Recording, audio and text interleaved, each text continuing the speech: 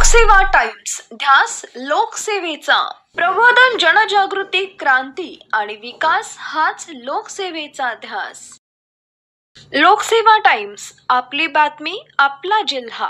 दहिवडीत साकारतंय भारतातलं पहिलं thermocol museum. आंतरराष्ट्रीय उद्योजक रामदास माने यांचा प्रेरणादायी उपक्रम। मान तालुक्यातील आदर्श गाव लोधवडेचे सुपुत्र, आंतरराष्ट्रीय पातळीवरील उद्योजक व पुणे येथील माने उद्योग समूहाचे managing director thermocol man Ramdas Mansing Mane यांचा दुष्काळी भागातील विद्यार्थ्यांना उद्योजक बनवण्यासाठी प्रेरणा देणारे story of thermocol and thermocol man Mane thermocol museum हा महत्त्वाकांक्षी प्रकल्प दहिवडी गोंदवले रोडवर साकारला।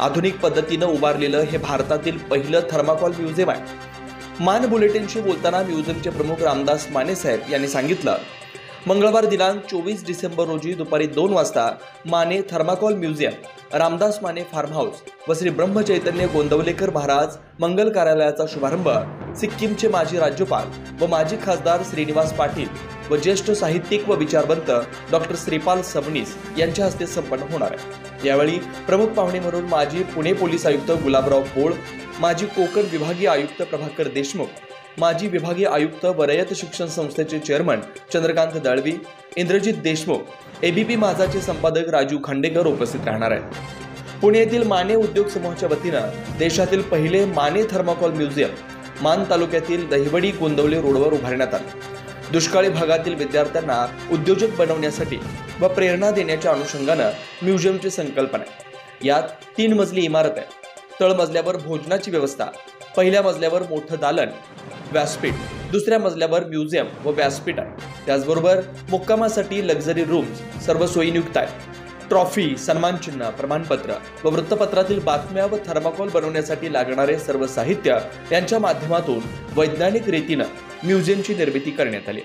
हे म्युझियम होतकरू, गरीब व सर्वसामान्यांसाठी आकर्षक ठरणार आहे। तरी या म्युझियम व मंगल कार्यालयाच्या उद्घाटनासाठी सर्वांनी उपस्थित राहावं असं आवाहन माने उद्योग समूहाचे मॅनेजिंग डायरेक्टर रामदास माने व CEO me Ramdas Mane, Mane thermocol museum, story of thermocol and thermocol man Ramdas Mane हे म्युझियम करण्याचा उद्देश हा आहे की मी एक ग्रामीण भागातनं निरक्षर घरातला मुलगा स्वतःच्या हिमतीवरती इंटरनॅशनल लेवलचा उद्योगपती बनलो।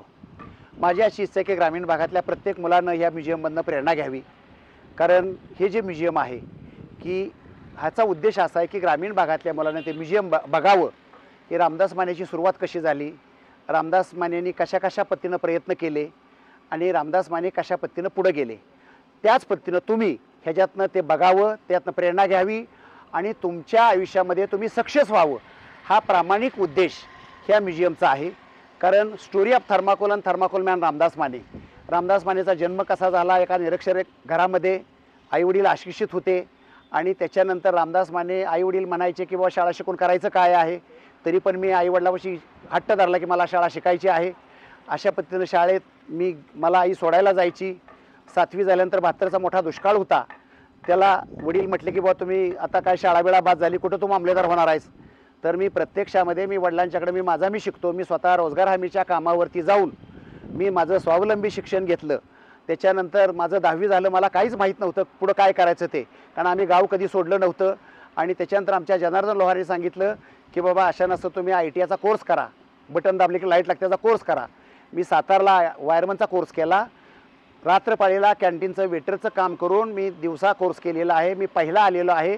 मी ज्यावेळी पुण्याला गेलो तेव्हा माझ्या आजीनं मला 20 रुपये उसने दिले आणि त्या 20 रुपयेमध्ये पुण्याला गेलो, माझी महिंद्रा सेंटरमध्ये इंटरव्ह्यू झाली आणि त्या इंटरव्ह्यूमध्ये की माझं सिलेक्शन झालं। माझी तिथं राहायची सोय नव्हती, काय नव्हती, एका पाण्याच्या टाकाखाली ओढ्यावरती मी राहिलेलो आहे। माझं अप्रेंटिस पूर्ण झालं, मी परमनंट झालो। नुसतं परमनंट झालं तर कोणी थांबत नाही आहे।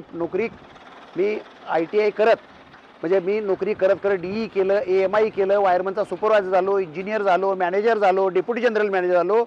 93 साली माने उद्योगाची स्थापना केली माने इलेक्ट्रिक या नावानं आणि आज भारतात मद्रासपासून दिल्लीपर्यंत, मुंबईपासून कलकत्त्यापर्यंत जेवढं थर्माकोल बनतं त्यातलं 90% थर्माकोल माझ्या मशीनमधनं बनतं। एवढंच नव्हे तर बाहेरच्या 45 देशामध्ये Sri Lanka, Saudi Arabia, Nigeria, Kenya, Botswana, South Africa, Tanzania, Ethiopia, Uganda, Dubai, Ras al Khaimah, Fujairah, Sharjah, Iran, Iraq, Sudan, Germany एवढ्या देशामध्ये 352 प्रोजेक्ट निर्यात केले। मस्कतच्या राजाला जगातला सर्वात मोठा प्रोजेक्ट दिला, तो गिनीज बुक ऑफ वर्ल्ड रेकॉर्डमध्ये. हे सगळं करत असताना की ग्रामीण भागामध्ये शौचालयाची फार मोठी अडचण असते. स्वच्छ भारत अभियान याच्या अगोदर संत गाडगेबाबा ग्रामस्वच्छ अभियान चाललं होतं. त्यावेळी आमच्या गावाला 2 टॉयलेट कमी पडले.